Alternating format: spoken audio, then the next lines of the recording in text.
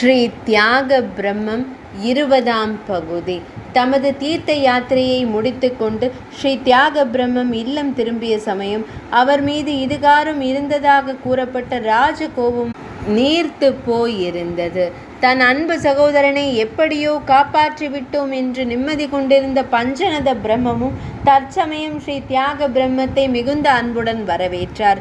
பின்னர் ஸ்ரீ தியாகராஜ சுவாமிகள் சென்ற தலங்களை குறித்த தகவல்களையும் சிறப்புகளையும் விவரமாக கேட்டறிந்தார் பஞ்சநத பிரம்மம். அத்தோடு அல்லாமல் சுவாமிகள் தரிசனம் செய்த திருத்தல மூர்த்திகளுக்கு இசை அர்ப்பணமாக அவர் இயற்றி அருடைய கீர்த்தனைகளை எல்லாம் பாடி காட்டுமாறு வேண்டி கேட்டுக்கொண்டார் தமையனார்.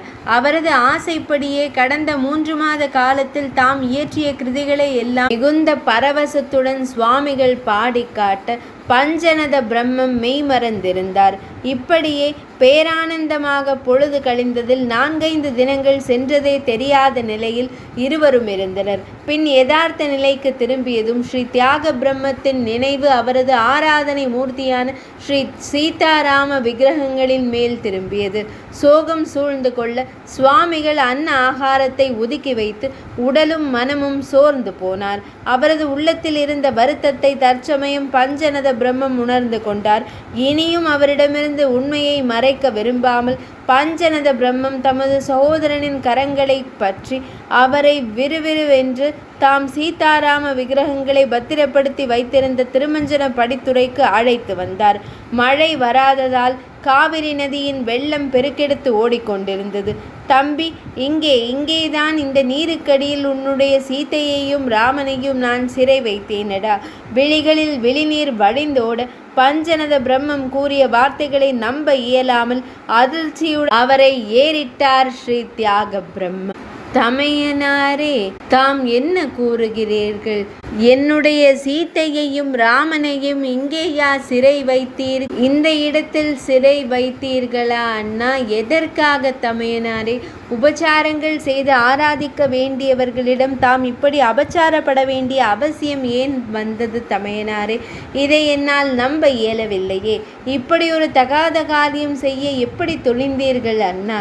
நெஞ்சில் அரைந்து கொண்டு கதறி அழத் தொடங்கினார் ஸ்ரீ தியாக பிரம்மம். அவரை சமாதானப்படுத்த முயன்றார் பஞ்சநத பிரம்மம்.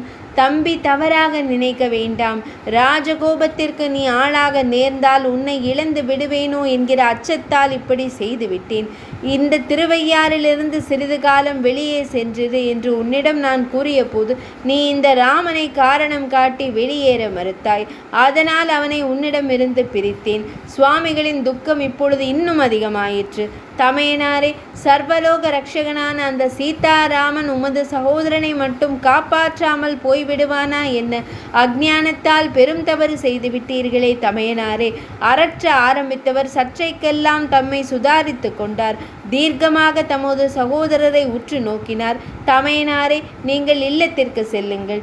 நான் என் சீதாராமனை மீட்டெடுத்து கொண்டு அவர்களோடு இல்லம் திரும்புவேன். நிச்சயம் என் கரங்களில் அகப்படுவான் ராமன். மிரண்டு போனார் பஞ்சநதம். தம்பி, ஆறு சுழித்து கொண்டு ஓடுகிறதடா. இப்பொழுது இதில் இறங்குவது உயிருக்கே ஆபத்தாக முடியுமடா. தம்பி, வேண்டாம். சிறிது காலம் பொறுமையாக இருப்பாய். ஆற்றில் நீர்வரத்து குறைந்ததும் நானே உனக்கு எடுத்து தருகிறேன். ஆனால் பஞ்சநத பிரம்மத்தின் வார்த்தைகள் ஸ்ரீ தியாக பிரம்மத்தை சிறிதும் அசைக்கவில்லை. அடமாக ஆற்றின் கரையில் அமர்ந்து கொண்டார் ஸ்ரீ தியாக பிரம்மம். விழிகளை மூடிக்கொண்டவரின் மன மேடையில் காக்குத்தன் புன்முறுவலோடு தெரிந்தான். அவனோடு அவன் தேவி ஒரு புறமும் அவன் ஆருயிர் தம்பையான இளவல் மறுபுறமும் காட்சி தந்தனர். உச்சி முதல் பாதம் வரையில் அந்த ஜானகி மணாளனை அணு அணுவாக ரசித்து ஆனந்த பரவசத்தில் திளைத்த தம்மையை இப்போது மறந்தார். 20ஆம் பகுதி இனிதே நிறைவடைந்தது.